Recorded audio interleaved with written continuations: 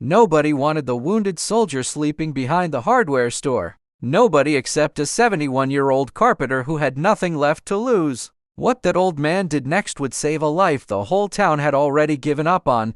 The town of Cedar Hollow had a way of looking past people it did not understand. Harold Weaver knew that better than anyone. At 71, his hands were cracked from 50 years of sanding pine and cedar, and his small workshop sat at the edge of town, half forgotten, much like Harold himself. His wife had passed 3 winters ago, and since then, the workshop had become the only place where silence did not feel so heavy. One October morning, Harold noticed his tools had been moved. Someone had been sleeping in the back storage room. He found him curled beside a stack of lumber. A young man in a torn field jacket, ribs showing through his shirt. A scarred German shepherd pressed against his side as if guarding the last thing he had left in the world. The young man's name was Tobias Reed, a former United States Marine Corps corporal, medically discharged after an injury that left him with a permanent limp and a mind that would not let him rest. His dog, Ranger, had served beside him and had refused to leave him even after the discharge papers were signed and the support seemed to vanish.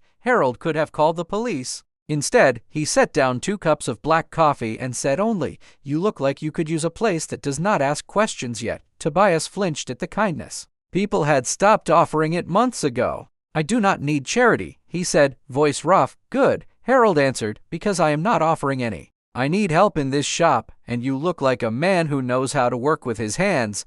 It was a lie born of mercy, and both men seemed to know it. But pride needs a bridge sometimes, and Harold built one out of sawdust and patience. Over the following weeks, Tobias swept floors, sanded frames, and slowly began speaking in full sentences again. Ranger stayed close, watching every visitor with quiet suspicion, as if still standing post. The town noticed. Whispers followed Tobias through the grocery store, through the hardware aisle, through the diner where he ordered coffee and nothing else because that was all he could afford. Some called him dangerous. Others called him broken. Harold never used either word. One evening, a storm rolled through Cedar Hollow, and the old workshop's roof began to leak above the wiring. Harold, moving fast for a man his age, climbed a ladder to patch it himself. The ladder slipped on the wet floor. Tobias caught him before he hit the ground, but the fall still fractured Harold's hip.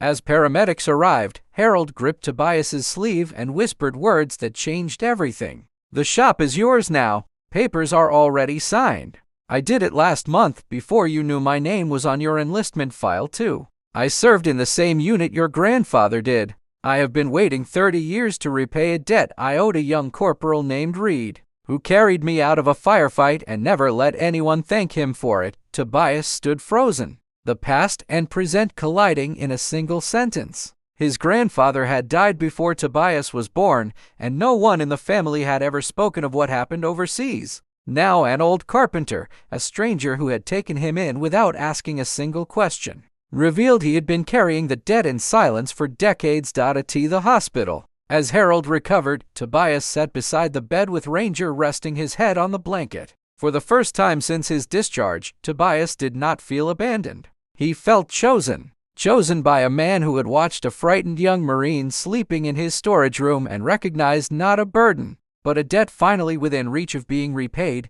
The town that once whispered began to change its tone. They watched Tobias walk through Cedar Hollow with new purpose, running the workshop, teaching 2 local teenagers the trade, and visiting Harold every single day. Ranger, once wary of every stranger, now greeted customers at the door like an old friend welcoming family home. Months later, a small wooden sign hung above the shop entrance, carved by Tobias's own hands. It read Weaver and Reed Woodworks. Underneath, in smaller letters, another line had been added. "No veteran sleeps alone here." Harold, walking now with a cane but a full heart, often told visitors the same thing. Kindness is not about fixing someone. It is about staying long enough for them to remember they are worth fixing themselves. Tobias never forgot that morning behind the hardware store, when an old man who owed him a life he did not know about gave him a reason to keep living. Sometimes the smallest kindness carries the weight of a debt 30 years in the making, and sometimes it saves 2 people at once. If this story moved you, you are not alone. Kindness changes lives in ways we never see coming.